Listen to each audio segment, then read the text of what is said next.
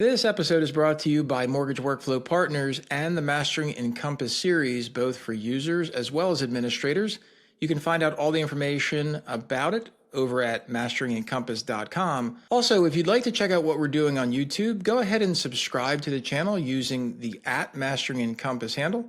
And make sure you stay up to date on all the information, not just with podcasts, but also video content that we bring to you as often as possible. Now let's get on to the episode. Hi everyone, Larry Bailey here with Mortgage Workflow Partners, bringing you another weekly market update brought to you by masteringencompass.com. Guys, if you haven't already downloaded the iOS app in testing or the Google Android app in the Play Store right now for Mastering Encompass, don't wait, download it today. If you don't want to do that, go ahead and get over to masteringencompass.com. Join the community, it's free, it's open to everyone, regardless of who you work for or what you do. If you want to learn how to use Encompass better, go ahead and join up now. You can find out more again at masteringencompass.com. Today is January 27th, 2025. We're going to take the next few minutes and go through what happened in the market during the week of January 20th, 2025. Here we go. We had December's existing home sales hit their highest level since February, while real-time rental data could bode well for future inflation readings, of course. Here's the stories we're going to go through. We've got the first story of existing home sales rose for a third straight month. We've got real-time rental data, which is a good sign for inflation. We've got further proof of slowing hiring. We've got a family hack to go through, and then we've got what to look for this week. If you are listening to this on podcast, go ahead and continue, of course. But if you'd like to check out what's on video, head over to masteringencompass.com. Again, and sign up for an account and check it out online. It's the only place you'll find the Family Hack of the Week recipes. It's also a good place where you can see the visual graphs that we have, such as this first story. We see a graph on here where it shows you the existing home sales rising for the third straight month, and you see the December, November, and December charts up there as well as inventory. The story is that closings on existing homes beat estimates in December, rising 2.2% from November to a seasonally adjusted rate of 4.24 million units. Closings were also 9.3% higher than a year ago, which the National Association of Realtors, also known as NAR, noted was the largest annual increase since June of 2021. Great news. Bottom line in the story is this was a strong report for December, given that it measured people who were likely shopping for homes in October and November when rates were higher. NAR's chief economist Lawrence Yun added that, quote, home sales during the winter are typically softer than spring and summer, but momentum is rising with sales climbing year over year for 3 straight months. Consumers clearly understand that the long-term benefits of home ownership, job and wage gains, along with increased inventory, are positively impacting the market. Close quote. However, it's important to note that this uptick in buyer demand also comes when inventory is still well below pre-pandemic norms. There were 1.15 million units available for sale at the end of December, which is down 13.5% month over month and a higher 16.2% year over year. Though many homes counted in existing inventory, of course, are already under contract and they're not truly available for purchase. In fact, there were only 872,000 out of that 1.15 million available because those were the active listings at the end of last month. So inventory, of course, is tighter than the reporting implies.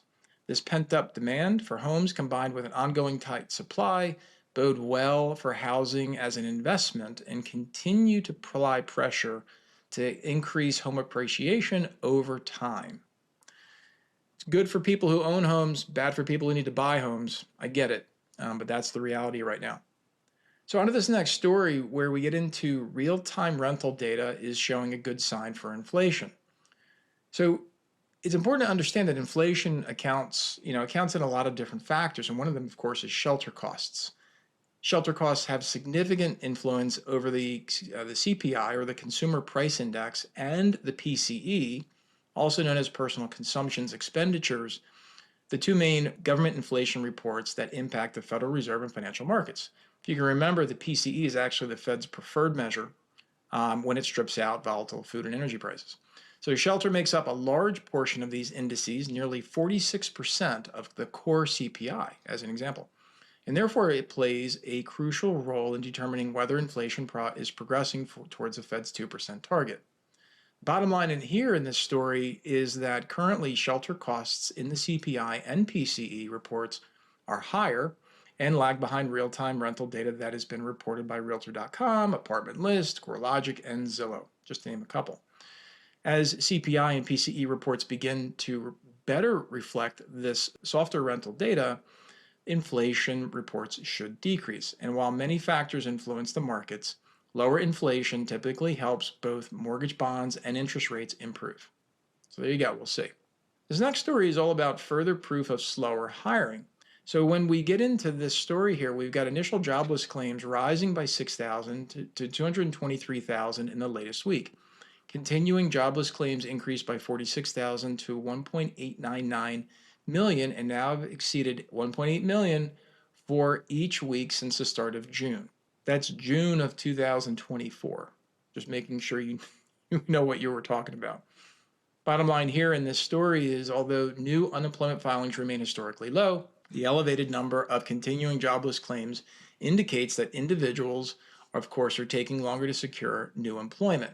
Moreover, with many people receiving benefits only for 26 weeks, the rise in continuing claims as benefits expire suggests underlying weakness and a slower rate of hiring. All right, here's that family hack of the week, gang. So right now, if you're listening to this on podcast and you want the recipe to celebrate the National Blueberry Pancakes Day happening on January 28th, here's a food recipe from the Food Network, which makes 4 to 6 servings. If you love pancakes, check it out. It's right here.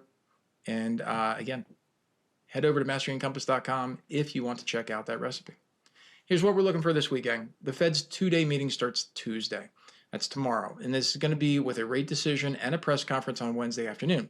The personal consumption expenditures report, remember, their favorite measure of inflation, will be released this Friday. Upcoming housing reports include for December's new and pending home sales on Monday and Thursday, and appreciation data is on Tuesday.